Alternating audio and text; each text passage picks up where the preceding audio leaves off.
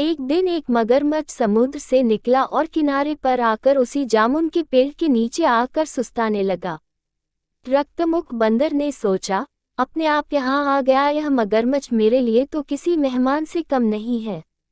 मैं खुद तो मीठे मीठे जामुन खाता ही हूँ, क्यों न इसे भी खिलाऊं।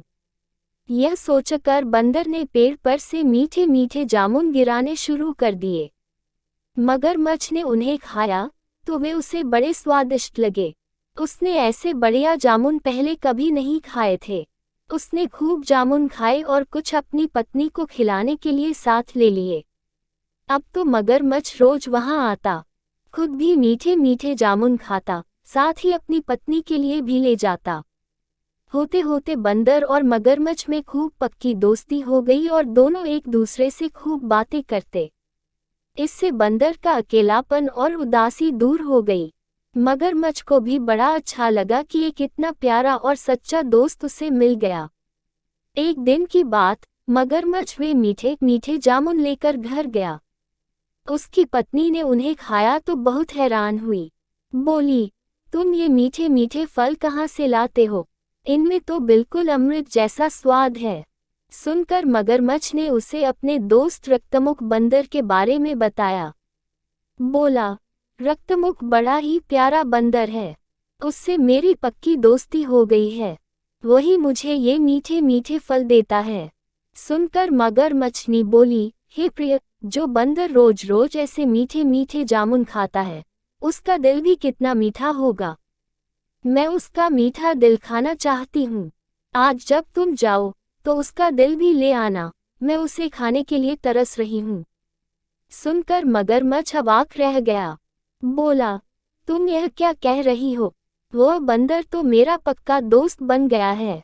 दुनिया में किसी सच्चे मित्र का मिलना बड़ा ही मुश्किल है। वह किसी बड़े से बड़े खजाने से भी बढ़कर है और तुम उसे मारने की बात कह रही हो। यह तो बड़ी नीचता है, आगे से ऐसी बात मत कहना। सुनकर मगरमच्छनी को बड़ा गुस्सा आया। वह बिफर कर बोली, मुझे तो लगता है वह जरूर कोई बंदरिया है जिससे तुम प्रेम करने लगे हो। तुम मुझसे यह बात छिपा रहे हो। उस बंदरिया से प्रेम के कारण ही तुम मेरी यह छोटी सी इच्छा पूरी नहीं कर रहे हो, वरना आज तक तुमने मेरी कोई बात नहीं टाली। कहकर मगरमच्छनी जोर जोर से रोती हुई आंसू बहाने लगी। अब मगरमच्छ भला क्या कहता। दुखी होकर उसने कहा, ठीक है, तुम नहीं मानती तो कल मैं जरूर बंदर को अपने साथ ले आऊंगा, तब तुम उसका दिल निकाल कर खा लेना। अगले दिन मगरमच्छ समुद्र के किनारे आकर उस जामुन के पेड़ के पास गया तो उसका चेहरा एकदम बुझा हुआ था। उस पर अजब सी उदासी थी। उसे देखकर बंदर ने पूछा, भाई क्या बात है, आज तुम बड़े दुखी लग रहे हो। इस पर मगरमच्छ बात बदल कर बोला, अरे मित्र, असली बात यह है कि मगरमच्छनी तुमसे मिलना चाहती है। उसने मुझसे कहा है कि अपने प्यारे मित्र को एक दिन जरूर मुझसे मिलवाने लाना। पता नहीं तुम मेरे साथ चलोगे कि नहीं, यही सोचकर मैं दुखी हूँ। बंदर बोला, तो इसमें इतना परेशान होने की क्या जरूरत है? कल भाभी को यहाँ ले आना, मैं उनसे यहीं मिल लूंगा, उनसे दो चार बातें कर लूंगा और मीठे मीठे जामुन भी खिलाऊंगा। मगरमच्छ बोला, नहीं भाई, वह तो अपने घर में ही तुम्हारा स्वागत सत्कार करना चाहती है।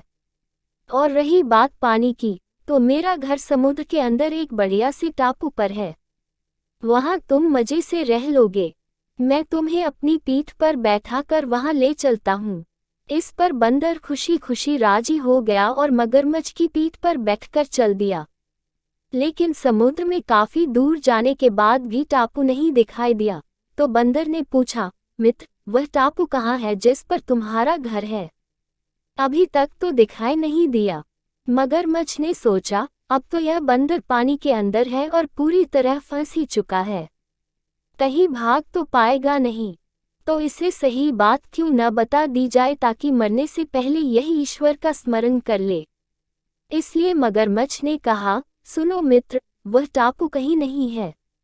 मैंने तो तुमसे झूठ मूठ ही कहा था, मेरा घर तो गहरे पानी में ही है, वहीं मेरी पत्नी मगरमच्छनी रहती है जो तुम्हारा दिल खाना चाहती है। इसलिए मैं तुम्हें अपने साथ ले आया हूँ। बंदर समझ गया कि मगरमच्छ ने दोस्ती के नाम पर उसके साथ धोखा किया है। अब तो जान बचानी मुश्किल है। पर फिर उसने सोचा कि संकट के समय बुद्धि से काम लिया जाए तो बड़े से बड़ा संकट भी टल जाता है। कुछ सोचकर उसने कहा, अरे मित्र, तुमने पहले क्यों नहीं बताया? अपना दिल तो मैं उस पेड़ पर ही छोड़ आया हूँ जिस पर मैं रहता हूँ। तुमने पहले बताया होता तो मैं खुशी खुशी वह दिल साथ लेकर चलता। भला भाभी की यह छोटी सी इच्छा मैं पूरी न कर पाऊँ तब तो मेरे जीवन को धिक्कार ही है। बंदर की बात सुनकर मगरमच्छ को यकीन नहीं आया। बोला, यह कैसे हो सकता है? हम सबका दिल तो हमारे अंदर ही होता है। तुम कैसे कह रहे हो कि तुम उसे पेड़ पर टांग आए हो? इस पर बंदर ने हंसते हुए कहा, हाँ मित्र, यही तो बात है। हम बंदर अपना दिल जहाँ रहते हैं वहीं टांग देते हैं। हमारे लंबे जीवन और स्वास्थ्य का यही राज है। अब झटपट चलो ताकि मैं वह दिल ले आऊं और जल्दी से जल्दी उसे भाभी को खिला सकूं। सुनकर मगरमच्छ तेजी से किनारे की ओर चल पड़ा। जैसे ही वह किनारे पर पहुंचा, बंदर ने तेजी से छलांग लगाए और पेड़ पर जा पहुंचा।